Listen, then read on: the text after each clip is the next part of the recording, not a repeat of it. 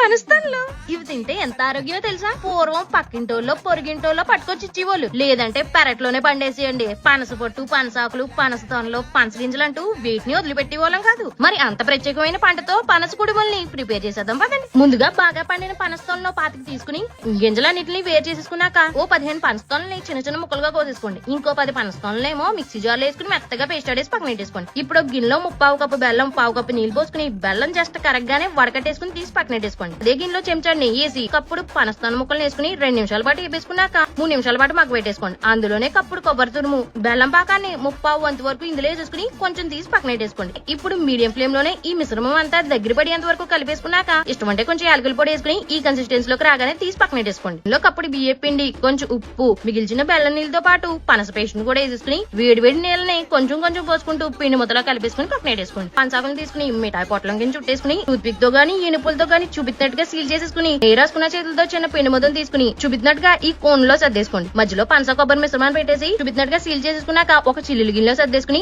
మరుగుతున్న నీళ్ళ పైన పెట్టుకుని మూత పెట్టి మీడియం ఫ్లేమ్ లో 1/2 గంట పాటు అలగలేండి. పంచాకులు లేకపోతే ఇలా అప్పడం కింద చేసుకుని మిశ్రమాన్ని పెట్టేసి జాగ్రత్తగా సీల్ చేసేసుకుని ఆవిరి మీద ఉడికించేసుకోవచ్చండి. ఇప్పుడు ఉడికిపోయిన వీటిని బయటికి తీసేసుకుని ఆకులు చేసుకున్నాక వేడి వేడిగా ఉన్నప్పుడు తీసుకుని తింటా ఉండదండి. పట్టణంలో ఉన్నా సరే పల్లెటూరులోని ప్రకృతి మధ్య ఉన్న ఫీలింగ్ వచ్చేయాల్సిందండి. నచ్చితే కనుక చేసి ఫాలో చేసండి.